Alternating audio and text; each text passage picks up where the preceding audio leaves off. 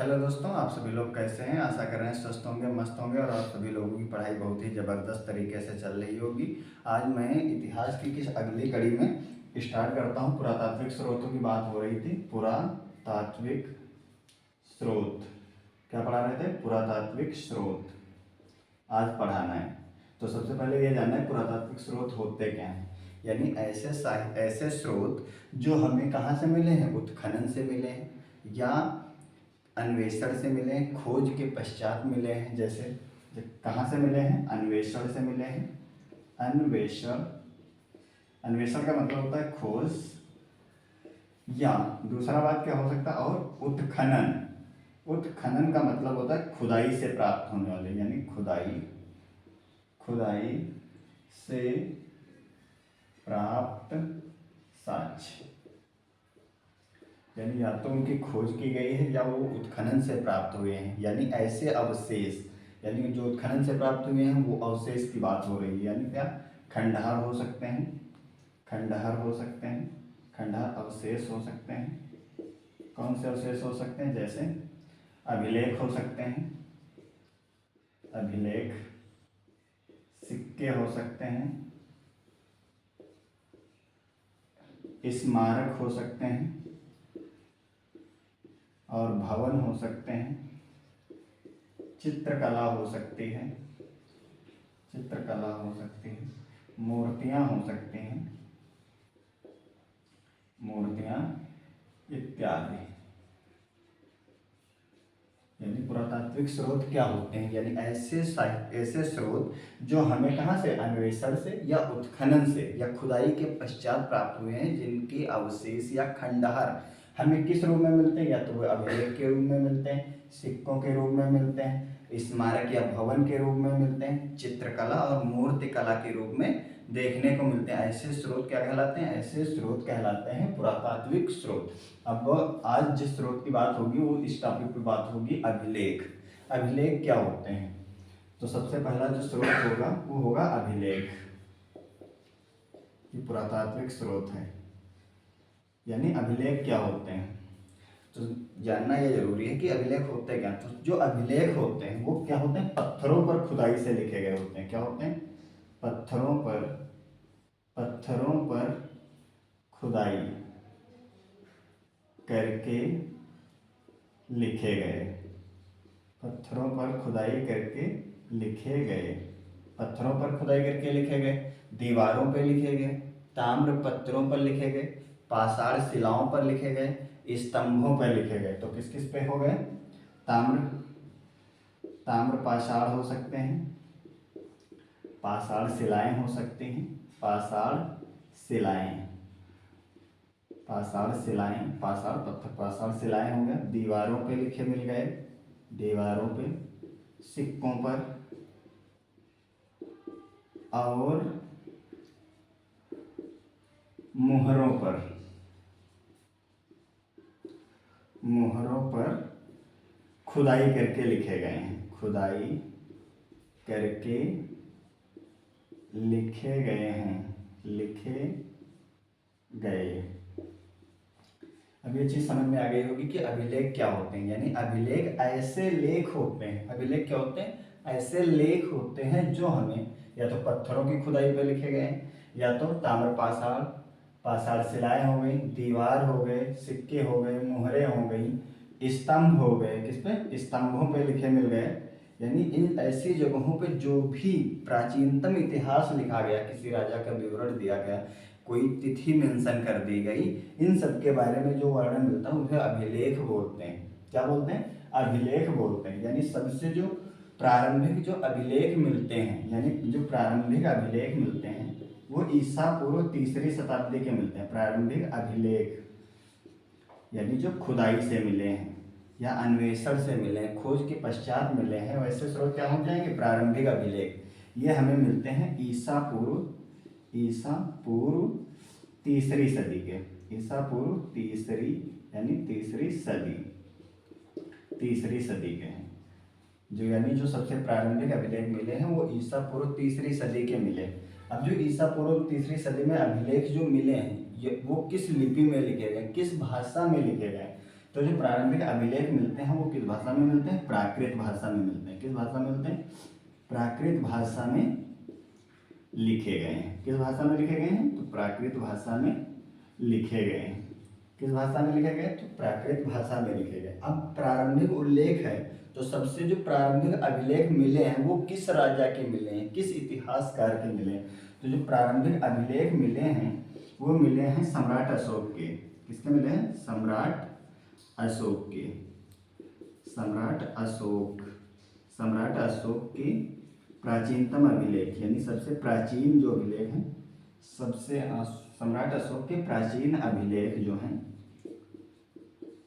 किसके? तीसरी सदी के हैं। तीसरी सदी के हैं। अभी बताए थे तीसरी सदी, यानी जो ईसा पूर्व सबसे प्रारंभिक जो अभिलेख मिलते हैं वो ईसा पूर्व तीसरी सदी में मिलते हैं। किसके मिलते हैं? सम्राट अशोक के मिलते हैं। किसके मिलते हैं? सम्राट अशोक के मिलते हैं। ये चीज़ समझ में आ गई होगी और ये स्पष्ट दिखाई भी दे रहा होगा। इसके अलावा बात आ रही है कि ये जो अभिलेख हैं ये इतने ज़्यादा इम्पोर्टेंट क्यों हैं? तो जो अभिलेख आते हैं इनकी बात ये हो जाएगी कि ये जो अभिलेख होते हैं इस पर तत्कालीन समय की, यानी उस समय वास्तव में क्या हुआ था वो सारी चीज़ें, जैसे मान लो कि सिक्कों पे क्या लिखा गया, दीवारों पे क्या लिखा गया है, या मूर्तियों पे क्या लिखा गया है, ताम्र पाषाण शिलाओं पे कैसे चित्र बनाए गए हैं, ये उस समय की तत्कालीन सामाजिक, राजनीतिक और धार्मिक व्यवस्था को इंगित करते हैं। यानी ये चीज़ समझ में आ रही है कि ये चीज़ जो होते हैं, जो पुरातात्विक स्रोत होते हैं, ये वास्तव में ऐसे स्रोत होते हैं जिनका साहित्यिक स्रोतों से ज़्यादा महत्व होता है। क्या होता है? साहित्यिक स्रोतों से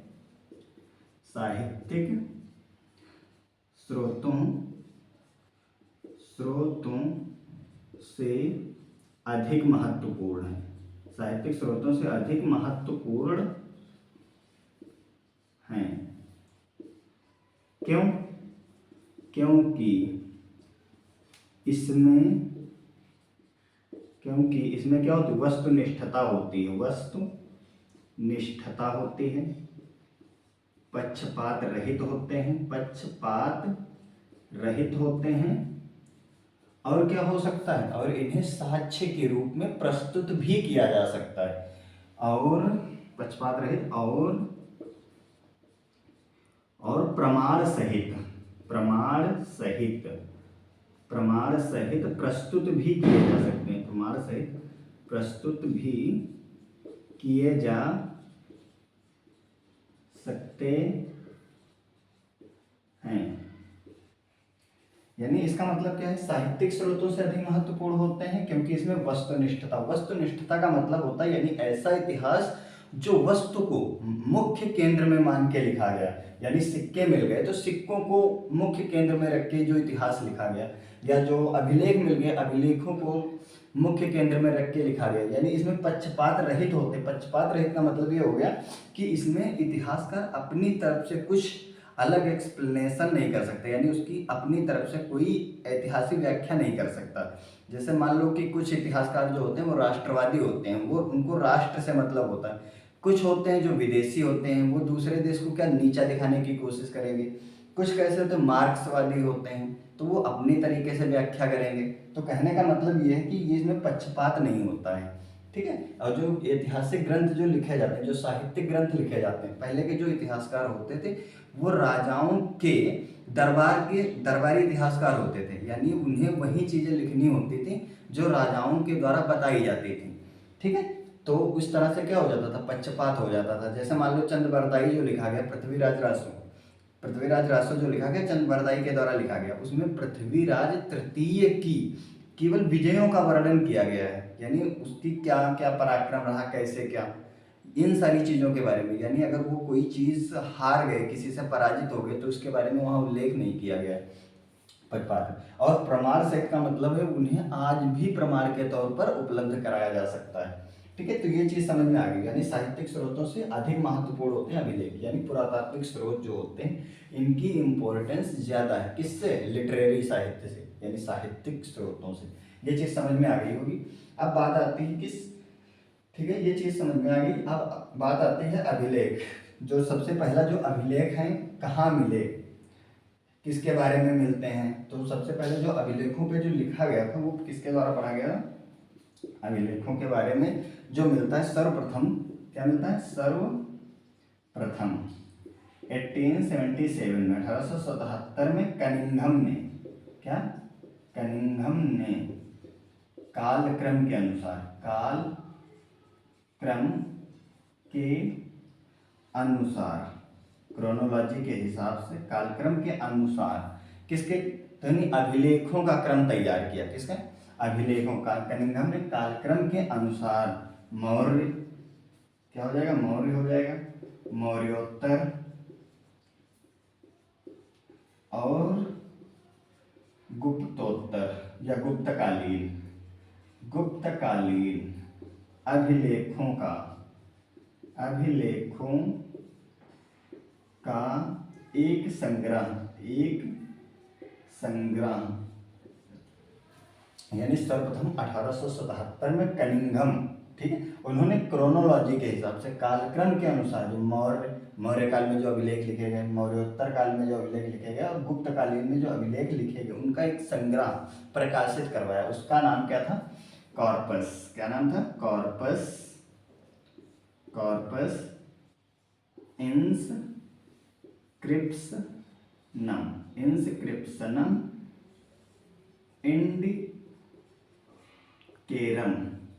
इंडिकेरम के नाम से, यानी कॉर्पस इंस्क्रिप्शनम इंडिकेरम नाम से प्रकाशित करवाया। यानी किताबों में इन सभी चीजों का क्रोनोलॉजिकल आर्डर जो था प्रकाशित करवाया। ये चीज समझ में आ गई होगी। यानी सबसे पहले पुरातात्विक स्रोतों के बारे में बताया कि कैसे होते हैं पुरातात्विक स्रोत, यानी ऐसे स्रोत, यानी ऐसे अवशेष जो हमें किससे? अन्वेषण से या उत्खनन से प्राप्त होते हैं। कौन कौन से अवशेष आ सकते हैं? जैसे अभिलेख मिल गए, सिक्के हो गए, स्मारक या भवन मिल गए, चित्रकला आ गई, मूर्तियां आ गई इत्यादि के बारे में बताया। उसके बाद में बताया कि अभिलेख का दो शब्दों से मिलकर बना अभि और लेख। लेख का मतलब लिखा गया। तो किस पे लिखा गया? पत्थरों पे खुदाई करके लिखा गया। ताम्र पाषाण, तांबे की वस्तुओं पे लिखा गया, पाषाण शिलाओं पे लिखा गया, दीवारों पे लिखा गया, सिक्कों पे लिखा गया, स्तंभों पे लिखा गया और मुहरों पर खुदाई करके लिखे गए। वो साक्ष्य आज भी प्रस्तुत किए जा सकते हैं प्रमाण से। यानी जो सबसे पहले जो प्रारंभिक अभिलेख मिलते हैं वो ईसा पूर्व 3री सदी के मिलते हैं। और दूसरी बात यह है कि जो प्रारंभिक अभिलेख जो मिले ये किस भाषा में लिखे गए थे? तो सबसे पहले ये प्राकृत भाषा में लिखे गए। और 3री सदी में जो एक क्या मौर्य साम्राज्य के जो सम्राट हुए हैं, सम्राट अशोक, उन्हीं के नाम से जो प्राचीन अभिलेख मिलते हैं वो ईसा पूर्व 3री सदी के मिलते हैं। और फिर ये मैंने बताया कि जो ये साहित्यिक स्रोतों से अधिक महत्वपूर्ण होता है, यानी पुरातात्विक स्रोत जो होते हैं greater than more important for किससे? लिटरेरी साहित्य, लिटरेचर से। क्यों? क्योंकि इसमें वस्तुनिष्ठता होती है। उसमें वो लोग किसको? राजा को केंद्र मान के, यानी उनकी अच्छाई करते थे। यानी वस्तु को केंद्र मान के लिखा गया है। पक्षपात रहित होते हैं। और क्या लिखा गया? प्रमाण सहित इन्हें प्रस्तुत भी किया जा सकता है। ये चीज समझ में आ गई होगी। अब एक और फैक्ट यहाँ पे लिख देता हूँ। केवल अभिलेखों के आधार पर, यानी केवल अभिलेखों के आधार पर भी इतिहास लिखा गया। तो क्या लिखा गया? केवल अभिलेखों के आधार पर, केवल, ये क्वेश्चन बहुत इंपॉर्टेंट है, केवल अभिलेखों के आधार पर, केवल अभिलेखों के आधार पर इतिहास लिखने का प्रथम प्रयास जो किया गया, इतिहास लिखने का, केवल अभिलेखों के आधार पर इतिहास लिखने का प्रयास जो किया गया है वो किसके द्वारा किया गया है? D.R. भंडारकर के द्वारा लिखा गया है। किसके द्वारा? D.R. भंडारकर, ये इतिहासकार है D.R. भंडारकर। इनके द्वारा सबसे पहले केवल अभिलेखों के आधार पर, किसका के आधार पर? सम्राट अशोक का इतिहास किया। अभिलेखों के आधार पर सम्राट अशोक का, सम्राट अशोक लिख लेते हैं, यहाँ पे छूट गया है, सम्राट अशोक का इतिहास लिखने का प्रयास किया गया है। किसके द्वारा? D.R. भंडारकर के द्वारा किया गया है सबसे पहले। अब इसे मिटाना पड़ेगा, तब तक आप लोग प्रॉपरली नोट्स बनाते रहें, ठीक है। ये ऊपर वाला हो गया होगा तो इसे मिटा देता हूँ। ये है पुरातात्विक स्रोत। और ये बहुत इम्पोर्टेंट है, इन्हें अच्छे से नोट्स बनाना और इसका प्रॉपर रिवीजन करते रहना, नहीं तो ये भूल जाओगे। हिस्ट्री एक ऐसा सब्जेक्ट है जिसे बार बार रिवीजन करने की ज़रूरत पड़ती है। ठीक है, ये चीज़ समझ में आ गई होगी। तो अब अशोक के जो अभिलेख मिले हैं, ठीक है, तो उनके बारे में बता देते हैं वो किस भाषा में लिखे गए। तो जो सबसे पहले जो अशोक के अभिलेख मिले हैं, अशोक के क्या हो जाएगा, अशोक के अभिलेख, अशोक के जो अभिलेख मिले हैं ये 4 लैंग्वेज में मिले हैं, 4 लिपियों में मिले हैं। सबसे पहले ब्राह्मी लिपि में मिले हैं, ब्राह्मी हो जाएगा। फिर किसमें मिले हैं, खरोष्ठी लिपि में मिले हैं, खरोष्ठी, खरोष्ठी लिपि हो जाएगा। तीसरा हो जाएगा यूनानी, दूसरा, पहला क्या हो जाएगा, यूनानी लिपि में मिले हैं। और चौथा हो जाएगा अरामाइक लिपि, क्या हो जाएगा, अरामाइक लिपि में मिले हैं। तो अशोक के जो अभिलेख मिलते हैं 4 लिपियों में मिलते हैं। तो ज़्यादातर जो मोस्टली यानी अधिकांशतः जो अभिलेख मिले हैं, यानी मोस्टली क्या लिखते हैं, मोस्टली, मोस्टली अभिलेख, ज़्यादातर जो अभिलेख मिले हैं वो किस लैंग्वेज में मिले हैं, किस भाषा में मिले हैं, तो ब्राह्मी लिपि में लिखे गए हैं। किस भाषा में लिखे गए, ब्राह्मी लिपि में लिखे गए हैं। और ब्राह्मी लिपि कहाँ से, ये बा है, तो इसी से जानना है, ये जो स्क्रिप्ट लिखी जाती थी वो बाएं से दाएं को लिखी जाती थी। कैसे, बाएं से दाएं को, बाएं से दाएं को लिखी जाती थी। ये चीज़ समझ में आ गई होगी। अब खरोष्ठी है, इसको जस्ट उल्टा कर देना है। क्या करना है, दाएं से बाएं को लिखी जाती थी, दाएं से बाएं को, दाएं से बाएं को। इसके बारे में कुछ भी नहीं, यूनानी। और ये हो गया अरामाइक लिपि, यानी इसके जो ज़्यादातर अभिलेख जो मिले हैं ये पश्चिमोत्तर भारत में मिले हैं। किसमें मिले, पश्चिमोत्तर भारत, 2 ही मिले हैं, पश्चिमोत्तर भारत और अफगानिस्तान में मिलते हैं। इसके अभिलेख जो मिलते हैं कहाँ मिलते हैं, और पश्चिमोत्तर भारत और अफगानिस्तान में मिलते हैं। अफगानिस्तान कहाँ मिलते हैं, पश्चिमोत्तर भारत और अफगानिस्तान में मिलते हैं। ठीक है, इसमें पश्चिमोत्तर भारत में कुछ इसके शिलालेख मिलते हैं, यानी कुछ शिलालेख जो हैं, और कुछ शिलालेख जो हैं, कुछ शिलालेख जो हैं पश्चिमोत्तर भारत में मिलते हैं। कुछ इसमें तो केवल 2 ही मिलते हैं, 2 शिलालेख ऐसे हैं जो मिलते हैं, 2 शिलालेख हैं। ठीक है, ये चीज़ समझ में आ गई होगी। यानी अशोक के जो शिलालेख हैं 4 लिपियों में मिलते हैं ज़्यादातर। इसमें ब्राह्मी लिपि में लिखे गए, ब्राह्मी लिपि बाएं से दाएं को लिखी जाती थी। खरोष्ठी लिपि जो है दाएं से बाएं को लिखी जाती थी। यानी इसके कुछ शिलालेख जो है पश्चिमोत्तर भारत में मिले। उसके बाद यूनानी और अरामाइक लिपि जो है पश्चिमोत्तर भारत में लिखी गई। ये चीज़ समझ में आ गई होगी। अब अशोक के कुछ नाम, जैसे अशोक के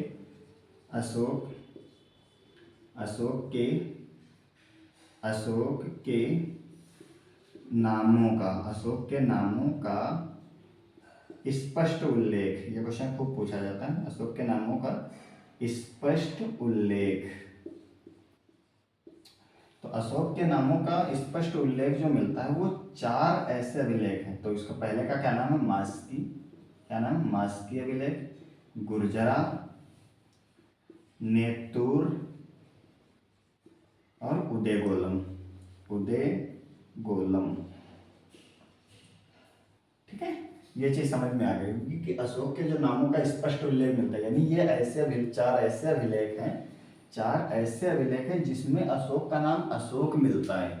ठीक है, इसके अलावा जो अन्य अभिलेख हैं, क्या है, अन्य अभिलेख हैं, अन्य अभिलेख, उसमें अशोक का नाम, अन्य अभिलेखों में अशोक का नाम मिलता है देवनामपीय, देवनामपीय प्रियदर्शी। इसका अर्थ हो गया, देवनामपीय का मतलब हो गया देवताओं का प्यारा, देवताओं का प्यारा, प्रियदर्शी। ये यानी अन्य जो अभिलेख, इन 4 के अलावा जो भी अभिलेख लिखे गए हैं, ठीक है, 27-28 टोटल अभिलेख लिखे गए हैं, उसमें इनका जो उल्लेख मिलता है देवनामपीय प्रियदर्शी के नाम से जाना जाता है। अशोक के नामों का जो स्पष्ट उल्लेख करते हैं वो यही 4 अभिलेख है, मास्की, गुर्जरा है, नेतुर है, और क्या है, उदय गोलम है। ठीक है, ये चीज समझ में आ गई होगी। इसके बाद बात आती है, अशोक के नामों का स्पष्ट उल्लेख हो गया। ठीक है, अन्य अभिलेख हो गए, देवनाम प्रियदर्शी के नाम से भी जाना जाता है। उसके बाद आती है मेरठ और टोपरा अभिलेख जो है, दो, मेरठ और टोपरा, ये जो दो अभिलेख हैं, ये जो अभिलेख हैं ये दिल्ली लाए गए थे। कहाँ से? दिल्ली लाए गए। ये जो दो अभिलेख थे ये दिल्ली लाए गए। किसके द्वारा? दिल्ली लाए गए। तो इस शासक का नाम था फिरोज शाह तुगलक। फिरोज शाह तुगलक।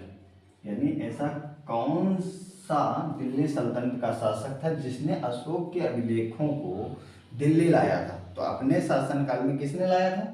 तो मेरठ और टोपरा, जो ये दो अभिलेख जो थे, जिसे सर्वप्रथम फिरोज शाह तुगलक, यानी ये सल्तनत युग का तुगलक वंश का एक शासक है, ठीक है, फिरोज शाह तुगलक, उसके द्वारा ये अभिलेख कहाँ लाए गए थे? सर्वप्रथम दिल्ली में लाए गए थे। ठीक है, अब ये चीज समझ में आती है। इसके बाद बात आती है कि अशोक के अभिलेखों को सर्वप्रथम पढ़ा किसने, यानी जो अभिलेख लाए गए, तो अशोक के अभिलेखों को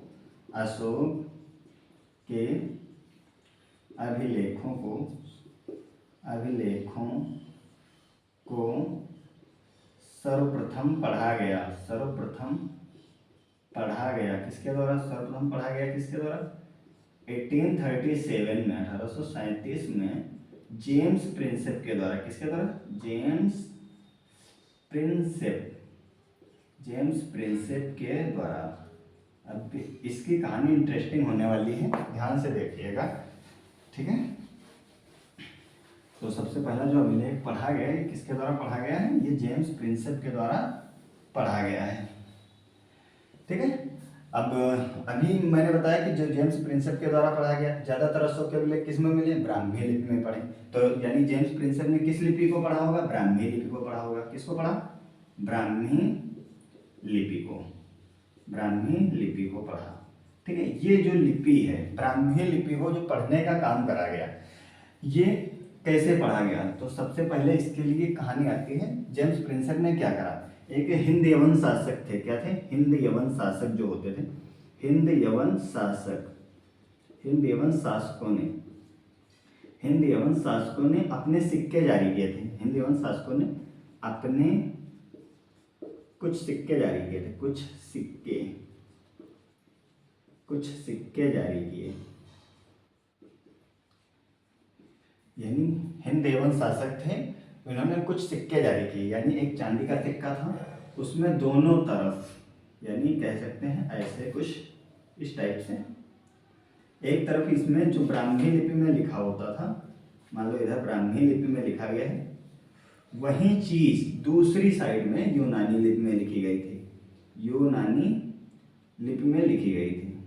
और चूंकि जेम्स प्रिंसेप जो थे वो यूनानी लिपि को पढ़ना जानते थे, इसलिए उन्होंने क्या करा? यूनानी लिपि की मदद से उन्होंने ब्राह्मी लिपि को पढ़ना, मतलब सबसे पहले पढ़ा है। तो इससे यह समझ में आया कि अशोक के अभिलेखों को कैसे पढ़ा गया, यानी अशोक के अभिलेखों को हिंद यवन शासकों के सिक्कों के जरिए मदद से क्या पढ़ा गया? इनको पढ़ा गया। एक तरफ उसमें क्या लिखा होता था? एक तरफ यूनानी लिपि में लिखा होता था, एक तरफ ब्राह्मी लिपि में लिखा होता था।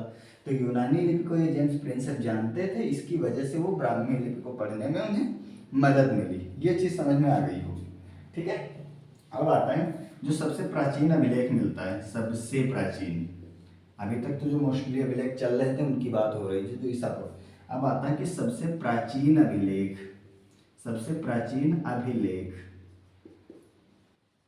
जो मिलता है वो मिलता है 1400 ईसा पूर्व में। 1400 ईसा पूर्व में बोगज कोई अभिलेख। क्या? बोगज कोई अभिलेख। बोगज कोई अभिलेख, जिसे मितन्नी अभिलेख के नाम से भी जाना जाता है। क्या? मितन्नी अभिलेख। इस अभिलेख की खासियत यह थी कि इसमें वैदिक जो देवता थे, वैदिक देवताओं, जैसे अग्नि एक देवता थे, जो ऋग्वैदिक काल के सबसे महत्वपूर्ण देवता के नाम से जाना जाता है। अग्नि हो गया, मित्र हो गया, अग्नि, मित्र, वरुण, वरुण और नासत्य, और एक देवता का क्या नाम है, नासत्य, यानी इसे अश्विन के नाम से जाना जाता था। वैदिक देवताओं अग्नि, मित्र, वरुण और नासत्य का उल्लेख मिलता है। किसका, इनका उल्लेख मिलता है, यानी वैदिक काल में जितनी भी शादियां होती थी या विवाह होते थे उसमें इन देवताओं को साक्षी माना जाता था। इस अभिलेख के जरिए ये चीज समझ में आ गई होगी कि इसमें ऐसा होता था। तो सबसे पहले जो बोगज को अभिलेख मिला था ये ईरान में मिला था। कहाँ मिला था, मध्य एशिया के ईरान में। ईरान हो जाएगा, ठीक है। ये चीज ईरान में मिला था, मध्य एशिया भी इसे लिख सकते हैं, मध्य एशिया में ईरान जो है, मध्य एशिया, ये ठीक है। तो ये आ गया सबसे प्राचीन अभिलेख, ये चीज समझ में आ गई होगी। इसके पश्चात भी कुछ एक दो अभिलेख मिले हैं, इनके बारे में बता देता हूँ। ये चीज समझ में आ गई होगी ऊपर वाली। तो अब आते हैं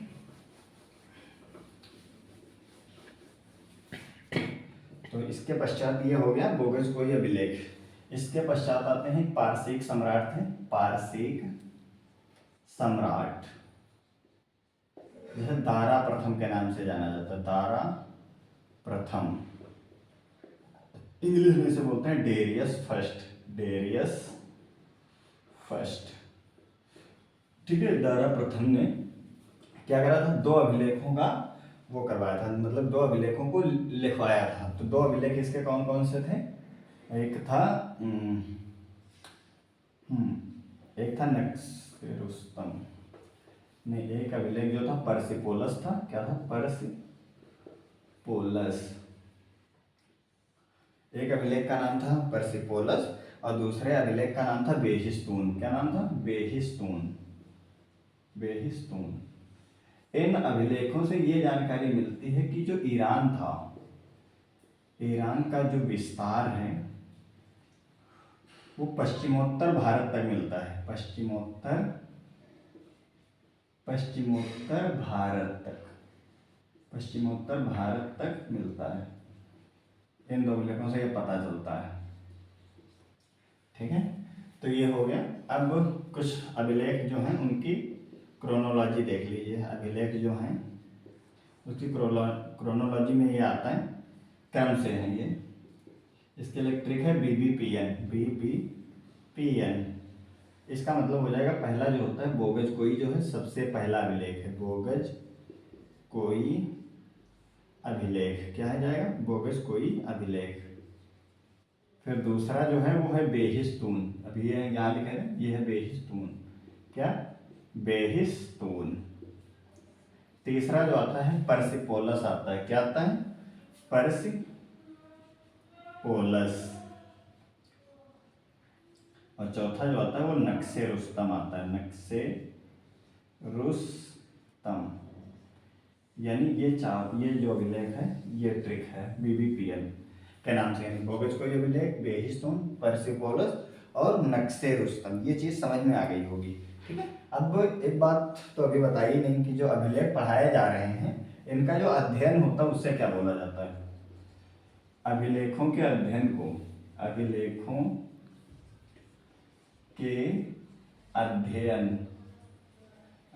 के अध्ययन को किस नाम से जाना जाता है, एपिग्राफी के नाम से जाना जाता है।